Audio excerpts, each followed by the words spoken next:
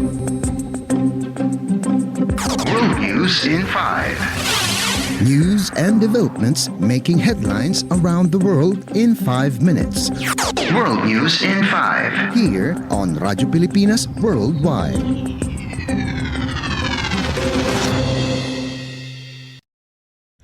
Good day, this is World News in 5 here on Radyo Pilipinas World Service.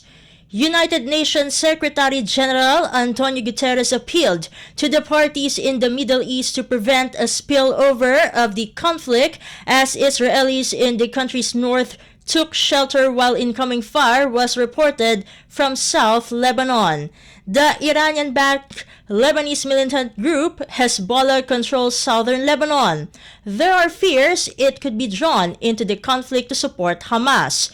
In 2006, Israel and Hezbollah fought a bloody 33-day war in Lebanon.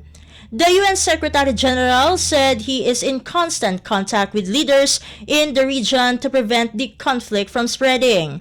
UN spokesperson Steph told reporters that Guterres has had a series of calls since Hamas launched its brutal attacks on Israeli civilians and soldiers on Saturday that killed more than 1,000 Israelis and some foreigners. He has spoken with Israeli President Isaac Herzog, Palestinian President Mahmoud Abbas, as well as caretaker Prime Minister in Lebanon, the King of Jordan, Turkey's President, the Prime Minister of Qatar, and Iran's Foreign Minister. Dujarric said the UN chief also has a call pending with Israeli Prime Minister Benjamin Netanyahu. Israel's military is widely expected to launch a large-scale ground assault soon on the Hamas-controlled Gaza Strip and has amassed troops along its border. It has imposed a complete siege on the territory in response to Hamas's terror attacks on Israel and carried out numerous airstrikes, killing hundreds of Palestinians. World News in 5. Here on Radyo Pilipinas Worldwide. In other news overseas, a Swedish court fined climate activist Greta Thunberg once again for disobeying police during an environmental protest in July in southern Sweden. The Malmö District Court ordered her to pay a 2,250 kroner fine. Thunberg, who already had been fined for a similar offense, took part in a July 24 environmental protest at an oil terminal in Malmö, where activists temporarily blocked access to the facility by sitting down and were removed by police. On September 15, she was charged with disobedience to law enforcement for refusing to obey police asking her to leave the scene. She then was dragged away by 2 uniformed officers. Thunberg, who is 20 years old, has admitted to the facts but denied guilt, saying the fight against the fossil fuel industry was a form of self-defense due to the existential and global threat of the climate crisis. World News in 5. Here on Radyo Pilipinas Worldwide.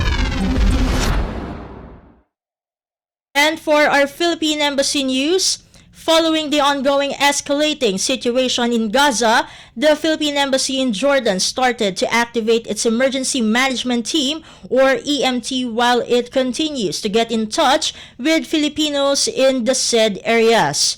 Philippine Ambassador to Jordan, Wilfredo C. Santos, in a statement said that they reiterated the reminder for Filipinos in Gaza to continue undertaking safety measures and take shelter in the nearest available protected area due to the increasing violence that threatens their security.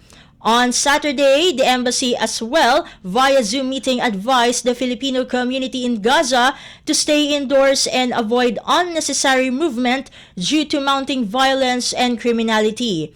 Filipinos who may require assistance are requested to contact the embassy at ATN hotlines 962-779-077-775 and 779-077-778.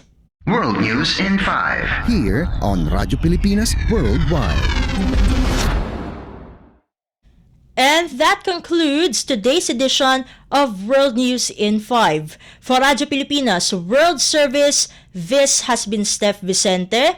Good day and stay safe, everyone. World News in 5. News and developments making headlines around the world in 5 minutes. World News in 5. Here on Radyo Pilipinas Worldwide.